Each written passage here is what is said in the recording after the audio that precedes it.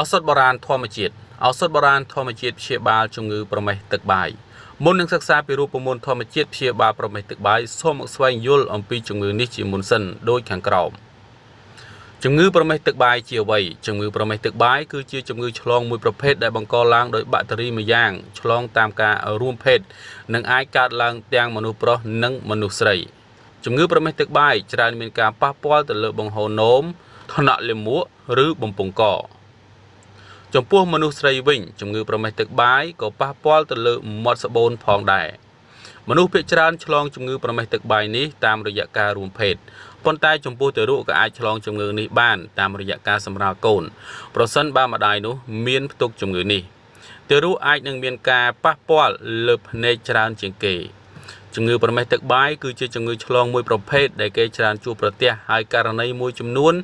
មិនបង្ករោគសញ្ញាអ្វីទាំងអស់អ្នកប្រហែលជាមិនធ្លាប់ដឹងទេថាខ្លួនឯងឆ្លងជំងឺនេះផងក៏មិនដឹងការតមការរួមភេទការប្រើប្រាស់ស្រោមអនាម័យក្នុងពេលរួមភេទនិងការស្រឡាញ់មនុស្សម្នាក់ស្មោះមួយនឹងមួយគឺជាមធ្យោបាយដ៏ល្អបំផុតក្នុងការការពារជំងឺឆ្លងតាមការរួមភេទ 2. រោគសញ្ញាជំងឺឆ្លងប្រមេះទឹកបាយអាចប៉ះពាល់ដល់កន្លែងជាច្រើននៃរាងកាយមនុស្សយើងប៉ុន្តែកន្លែងដែលប៉ះពាល់ច្រើនជាងគេបំផុតគឺប្រដាប់បន្តពូជ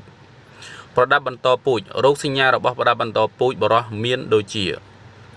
ឈឺខ្លាំងពេលនោមមានហូរខ្ទុះពីចុងលឹងឈឺឬហើមពងស្វះរោគសញ្ញារបស់ប្រដាប់បន្តពូជស្ត្រីមានដូចជាហូរទឹករំអិលទ្វារមាសកាន់តែច្រើនឈឺចាប់ខ្លាំងពេលនោមហូរឈាមតាមទ្វារមាសក្នុងពេលមិនទាន់មានរដូវដូចជាបន្ទាប់ពីរួមភេទរួចឈឺពោះឈឺក្នុងអាងត្រគាកកន្លែងផ្សេងទៀតនៃរាងកាយជំងឺប្រមេះទឹកបាយក៏ប៉ះពាល់ទៅដល់កន្លែងទាំងនេះនៃរាងកាយដូចជាថ្នាក់លាមករោគសញ្ញាមានដូចជារមាស់នៅក្នុងរន្ធគូតមានហូរខ្ទុះចេញមានកំណកឈាមស្រស់នៅលើក្រដាសអនាម័យពេលសម្អាតនិងពេលបន្ទោបង់រួចភ្នែកជំងឺប្រមេះទឹកបាយដែលប៉ះពាល់ទៅលើភ្នែកប្រហែលជាធ្វើឲ្យភ្នែកឈឺมันអាចប៉ះពន្លឺបាននិងមានហូរខ្ទុះចេញពីភ្នែកម្ខាងឬទាំងសងខាងបំពង់ករោគសញ្ញានៃជំងឺឈឺបំពង់កប្រហែលជាមានដូចជាឈឺបំពង់កនិងហើមកូនកណ្ដុរនៅកសន្លាក់ប្រសិនបើសន្លាក់មួយឬច្រើនទៅជាមានបញ្ហារលាកសន្លាក់ដោយសារបាក់តេរីវានឹងធ្វើឲ្យសន្លាក់នោះទៅជាក្តៅក្រហម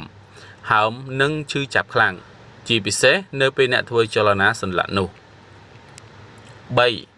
មូលហេតុជំងឺប្រមេះទឹកបាយត្រូវបានបង្កឡើងដោយបាក់តេរីមួយយ៉ាងដែលមានឈ្មោះថា Neisseria gonorrhoeae បាក់តេរីជំងឺប្រមេះទឹកបាយវាច្រើនតែចម្លងពីមនុស្សម្នាក់ទៅមនុស្សម្នាក់ទៀតតាមរយៈការរួមភេទដូចជាការរួមភេទតាមមាត់តាមរន្ធគូតឬតាមទ្វារមាសខាងក្រោមនេះជារូបមន្តធម្មជាតិជួយព្យាបាលជំងឺប្រមេះទឹកបាយរុក្ខឱសថទំពាំងបាយជូរព្រៃផ្នែកប្រើប្រាស់ដើមស្លឹកវិធីប្រើនិងកម្រិតប្រើហាលស្ងួត15ទៅ30ក្រាមដាំទឹក1លីត្រផឹកក្នុងមួយថ្ងៃបើហើមដោយមុតមានខ្ទុះនៅខាងក្នុងគេច្រើនយកមើមទំពាំងបាយជូរនិងដើមតថុកដុសនឹងទឹកអង្ករលាបពីលើនឹងជាសះស្បើយប្រភពអង្គការប៉ូកៅនិងមជ្ឈមណ្ឌលជាតិស្រាវជ្រាវវិទ្យាសាស្ត្របុរាណនៃក្រសួងសុខាភិបាលសូមពិនិត្យនិងពិគ្រោះជាមួយគ្រូពេទ្យឲ្យបានច្បាស់លាស់និងអស់លទ្ធភាពជាមុនវិធីនេះអាចប្រើសាកល្បងនៅពេលដែលអ្នកមិនមានជម្រើសផ្សេងសម្រួលអត្ថបទដោយ Young Supplement